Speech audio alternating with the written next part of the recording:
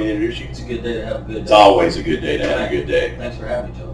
I'm glad to have you here. This is a good friend of mine, Justin B. What's up, world? From everywhere. Everywhere. Originally from Florida. Got sober in Nashville, Tennessee. August 1st, 2016 was the day I got sober. It was the day a man from Nashville came and picked me up and brought me to his sober living house, and that kind of paved the way, kind of changed my life forever.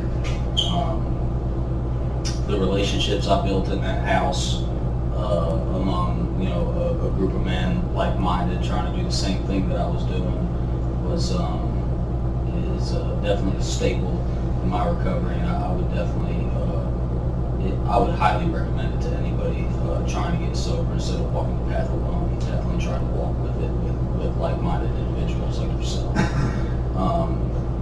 And funny fact, 6 of us from that house are still tight today. Moved down here to Columbia, Tennessee about 2 years ago. I was about 4 years sober, and met a group of guys down here that were heavily involved in some work with a program called Fresh Start. It's Josh and Billy, and then Josh is doing his own thing now with GWP Ministries, which I think is awesome, and I think the world should know. I think the more resources that are available, the better we all are. So I'm just going to ask you one question. As a member of the recovery community, do you think that you would have stayed sober had you not gone to sober living? That's a tough question. I think that, so I didn't go to treatment or anything, this time around. I think there's only so much treatment can tell you. There's just only so much a treatment center is going to do for you. I think it's just it's the $1 million question of, have I had enough? And I think at that point I did have enough. Okay, so let me flip that question. Do you think that it greatly increased your chances of success by having a community of people who were doing it? Absolutely. If I were, obviously relapse is not a necessity, but per se relapse did happen.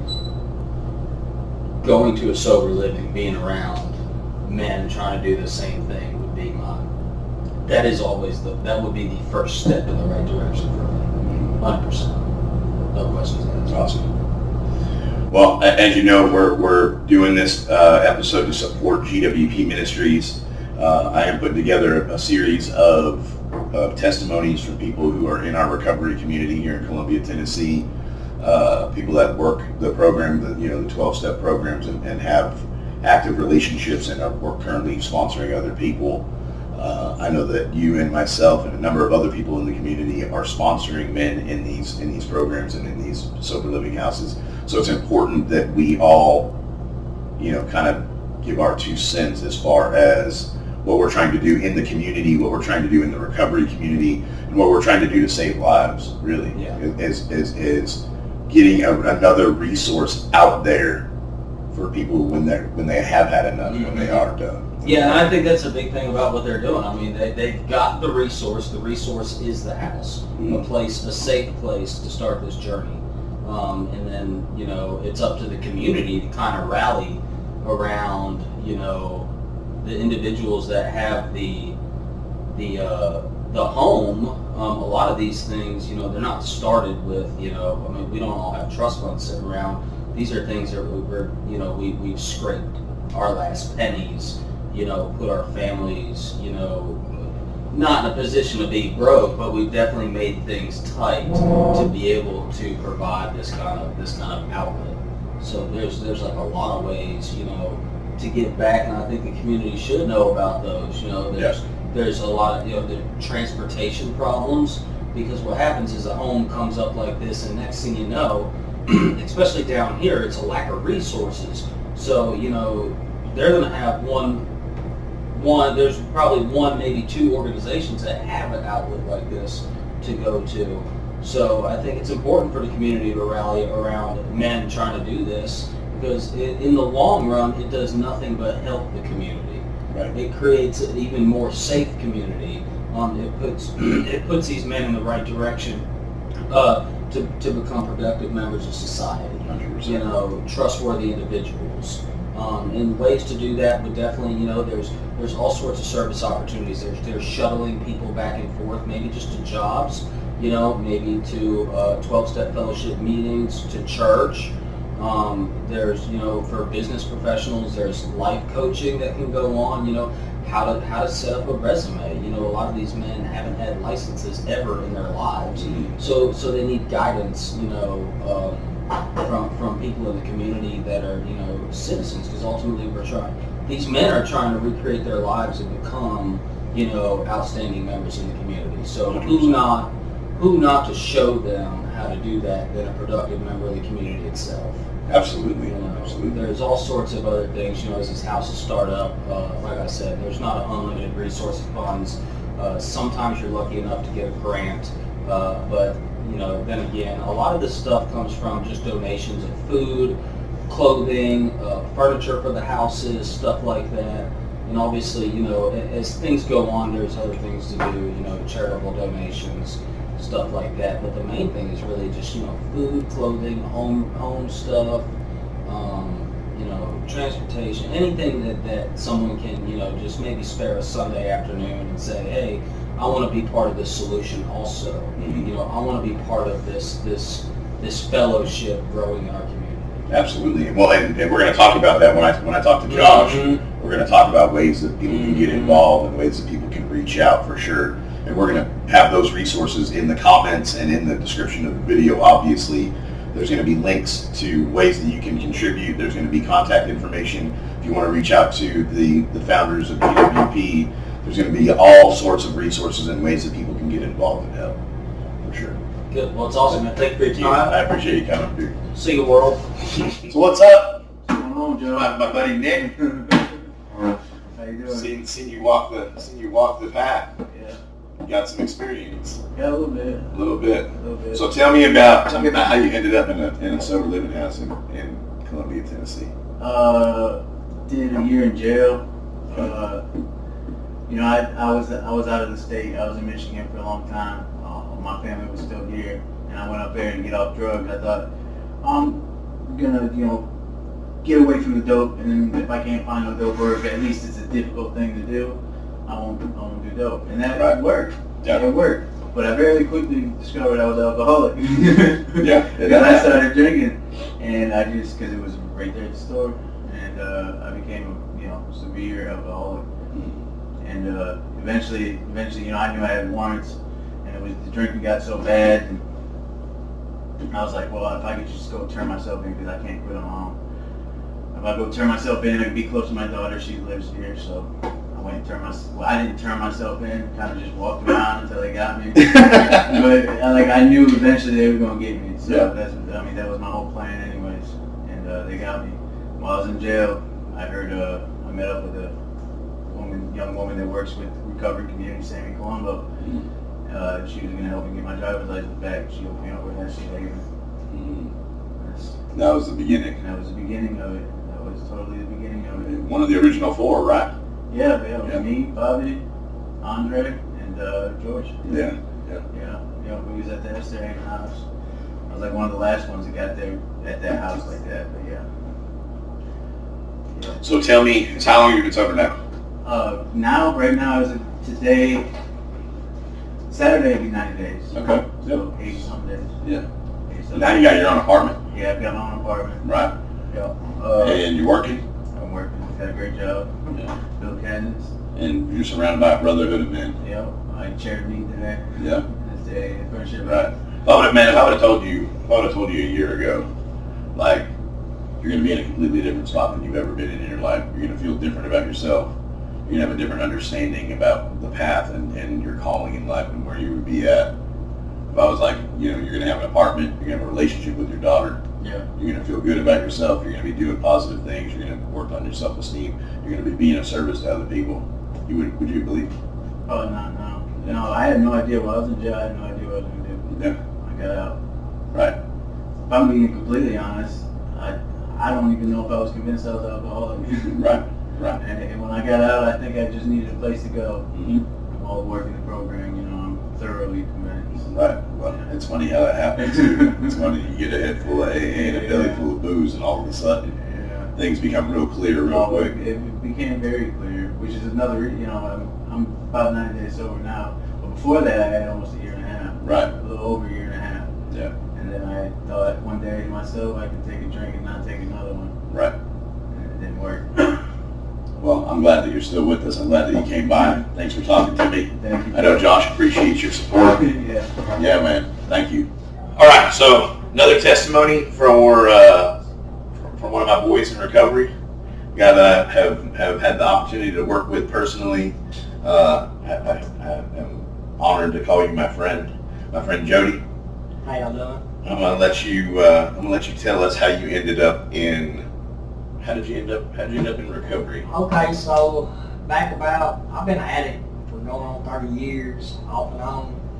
Well, I just kept relapsing. I caught a couple DUIs in 2018, 19, 2020, and I got addicted to heroin real bad. And I went to jail for a year in Rutherford County, a year in Franklin, got out. Was out probably, I think, 3 or 4 days. Relapsed, went back to jail for the DUIs. I done 4 months in Rutherford County. I got out, well, let me back up a minute. Before I went to Rutherford County, I died 3 times in 6 days from heroin overdose. I got Narcan every time. Well, the last day before I went to jail, I got pulled over on a motorcycle, and I don't remember nothing. I woke up, I was in there booking holding cell in Rutherford County. Done 4 months there, got out, and relapsed within 3 days. I called 19 halfway houses around Tennessee, could not get in none of them. And my sister called a Fresh Start, and they said they had a bed. I'd come up here, and I've been up for about 3 days, been drinking all night. Got here, I smelled like a brewer. They gave me a toothbrush and told me to go lay down. Well, I was so wound tired. I slept on the couch, woke up the next morning to Josh and Billy praising the Lord on gospel music, and I thought these people was crazy. So after about 2 or 3 weeks, I started getting the groove of things. I got baptized after about 3 weeks, and remember the first AA meeting I went to at the Friendship House. I thought, these people can't be this, they can't be so. They was just laughing and cutting up, and I was always told, if you want what they got, do what they do. So I kind of got the groove of things. I got you as a sponsor. And I started working my steps. Well, after I started working and doing service work, helping others, somewhere along the way, I realized that's where I went in my life, was to help others, because everybody helped me that didn't even know me, And with that being said, so I've been clean. 20th of next month will be 6 months. I'm actually a leader in one of the recovery houses, resident staff. I work with about 7 or 8 or 10 guys on a daily basis, and it's really a game changer for me. I can never picture myself going back to the person I was before, because that's just not who I am now. You listen. I can tell you, as somebody who has known you since the day that you walked in, that you are not the same man. I'm sorry. And that's one of the things that I love about recovery, and it's one of the things that I love about the 12-step programs. Is that it really does change people from the inside out. Yeah. And it's been a real honor and a privilege to watch you grow and to become the man that you were always meant to be. It's amazing how quickly things can happen when we do a little bit of work on ourselves. Yes, it changed drastically. I remember when I first got here, I didn't have no clothes, and I remember you kept trying to get rides to go get something from like Goodwill. And a guy pulled up, Justin Moore pulled up, and Billy was like, 4 of y'all load up, the newcomers. He took us and bought us everything we needed: boots, socks, shirts, pants, jackets. And for him not to know me to help like that, I knew right then that I wanted to help somebody. Like they helped me, and I put forth the effort. I do a lot of service work. I work around the community. I cook for free. I do a lot of things, and it's because of the way they treated me when I got here. It's something that I want to do for life. Yeah, well, it's. I know that when I got clean and sober, being of service and living a life of service was not anything that I had planned for myself. Right, yeah. It was definitely not. I didn't come to Columbia, Tennessee and be like, man, how can I help the community? Right. But in doing that and in developing a relationship with God, I realized that God cleaned up the mess that I was and gave me and put a calling on my heart to carry a message to other people. And, I tell people that I feel like I have a debt to pay that I'm never going to be able to repay for the life that I lived before I got sober. All you can do is take it one day at a time, moment by moment. Right. So, it's an honor and a privilege to be a part of other people's recovery and to watch them grow and change and become self-respecting men with self-esteem and self-worth. And, it's been a pleasure to get to know you and to work with you and to watch you grow. So just to clarify, you now are the head of one of the houses, right? Yes, resident staff of Mooresville Park. Okay. We just opened up 10 days ago. Okay. And how many guys have you got living there? There's 9 there, right? Okay. And so you're the resident staff there? Yes, sir. Yeah.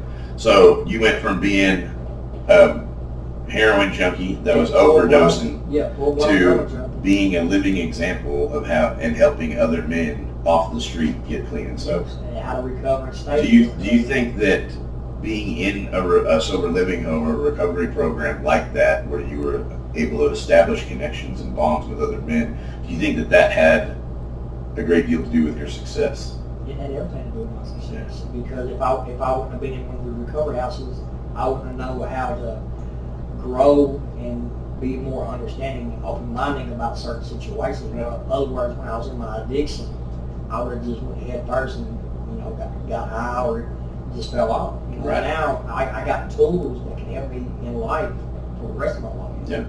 Yeah. Well, and you can continue to walk that path and continue to be an example and be of service for sure.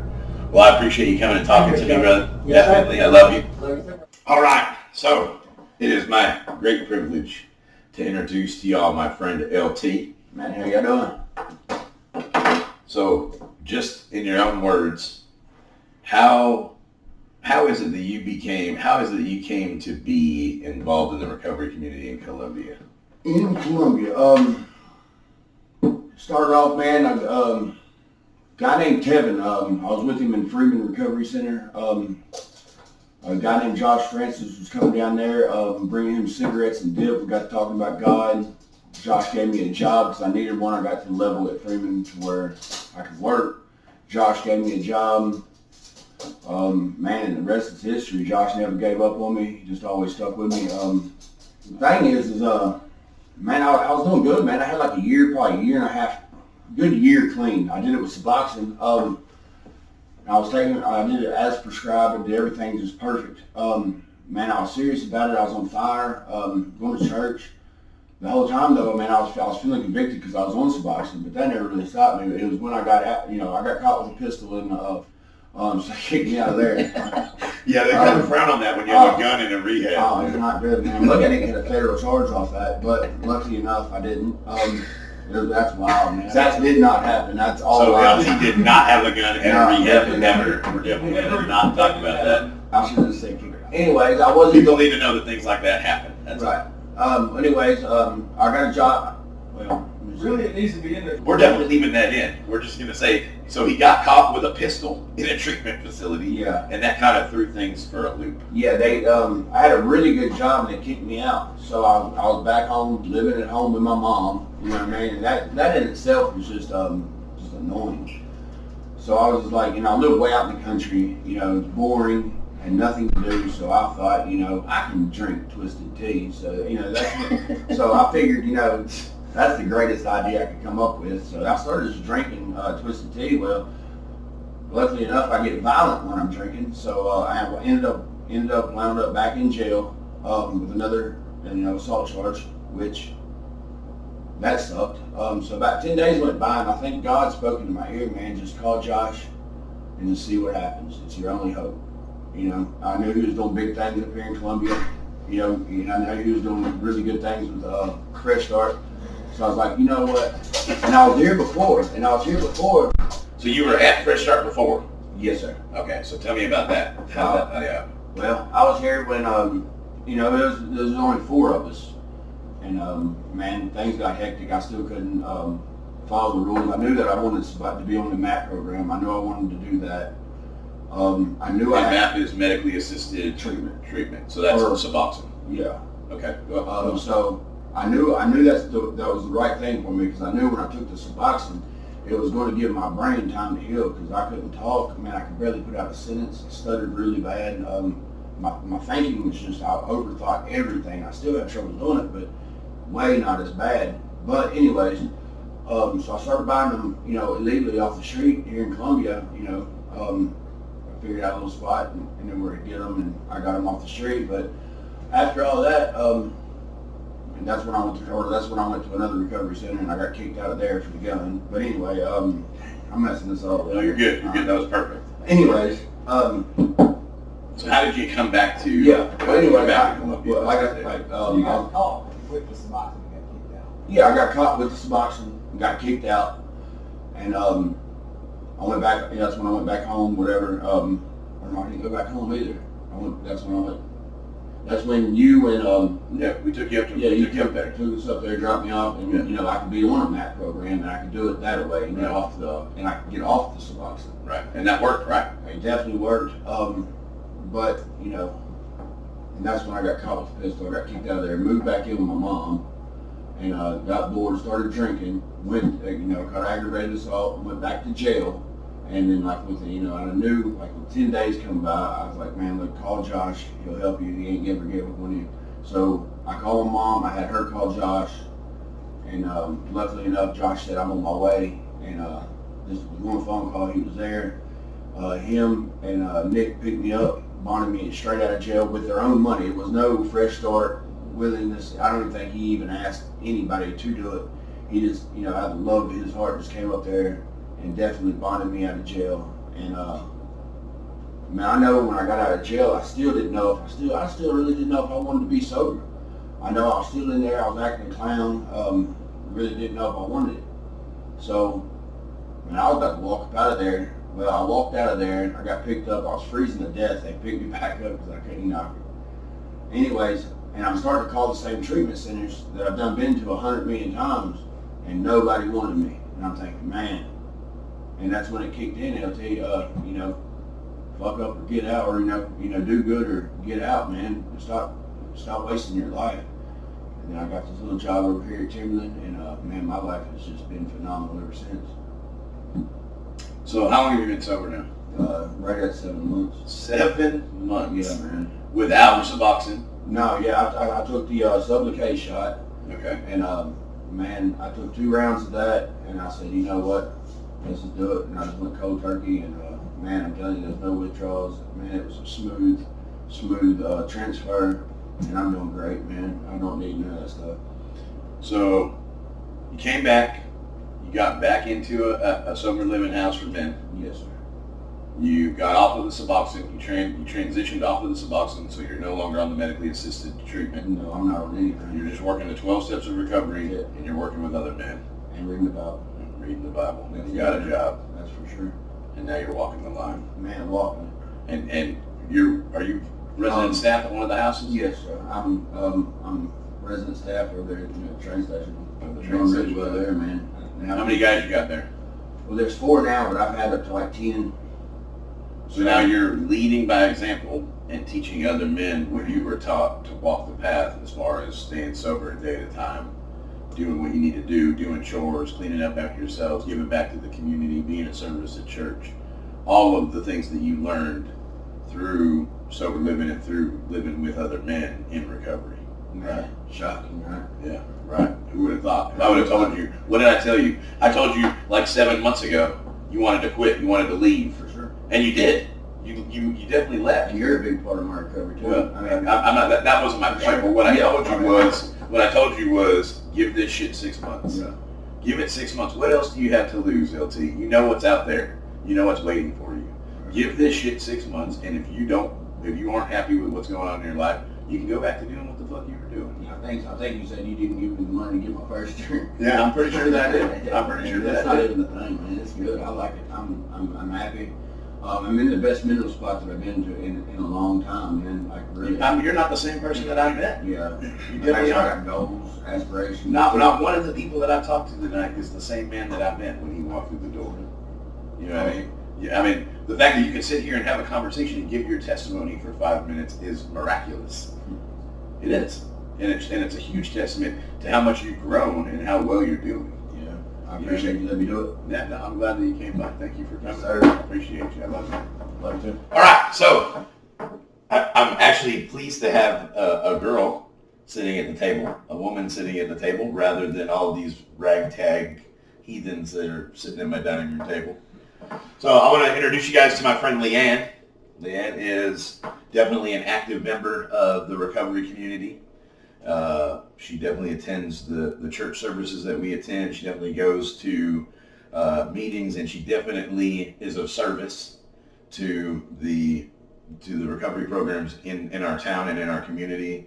She volunteers her time. She volunteers her time with the women's houses. She volunteers her time at providing transportation. So I'm going to introduce my friend Leanne and let her tell you all a little bit about herself. How did you end up getting involved in the recovery community in Columbia? Okay, so 2 years ago, approximately, I went to jail. When I got out, I became sober. About 9 months ago, I called a friend and was like, yeah, I need to be more involved. So he gives me a day and a time and tells me to show up. So I showed up, and I never left. In the meantime, I met Josh, and You met Josh, and you already knew Billy. yes, Billy. Right. Billy's the one who made me show up. Yeah. Okay. Um, We're going to talk to Billy here in a few. So yeah. you met Josh, and you met Billy, and Billy got you involved. Josh and Billy got you involved in the... Billy got me involved. Josh held me accountable. He was always on me about showing up. But I guess in the 9 months that I've been coming here, I didn't work a program to get sober, by the way. But I have watched the program save so many people. And I have single-handedly listened to multiple people say Josh Francis saved their life. So I would most definitely highly recommend GWP to anybody who wants to change their life. But noted, you have to want to change your life because Josh will hold you accountable for sure. 100%. And when you leave the program, he will go to the trap house and get you. I know that to be true. I know that to be true. It is very true. Yeah. Yeah, unfortunately, when we're talking about saving our lives and doing the work, like we have to show up, like we have to participate. We have to be willing to participate and do the work in order to get the results. It's, I tell everybody, people joke with me all the time, but it's like going to the gym. Like I get out of it what I put in. So if I go to the gym once a week, I get the results of somebody who goes to the gym once a week. If I go every day, I get the results of somebody who goes every day. Right. Recovery is no different. My spiritual life and my relationship with God are no different. Right. So go ahead. The reason that I really started going to the program is I didn't have a problem staying sober, but I had no friends at all. And in the 9 months that I have been going to the program, like I have a massive support group. And when I say massive support group, I mean people from this recovery community. When my dad died 2 weeks ago, they literally paid for a third of his funeral. And I've not been alone, period, like at all. So you will most definitely, you will gain a family, for sure. Definitely. My recovery family is huge. It's bigger, yeah. I have more recovery family than a regular family, for sure. Funny how God works. You would have never thought, if I would have told you 9 months ago that you would be involved in the recovery community, that you would have a huge extended family and friends. Yeah. So, well, thank you for coming and talking to us, Yeah. man. I love you. Me too.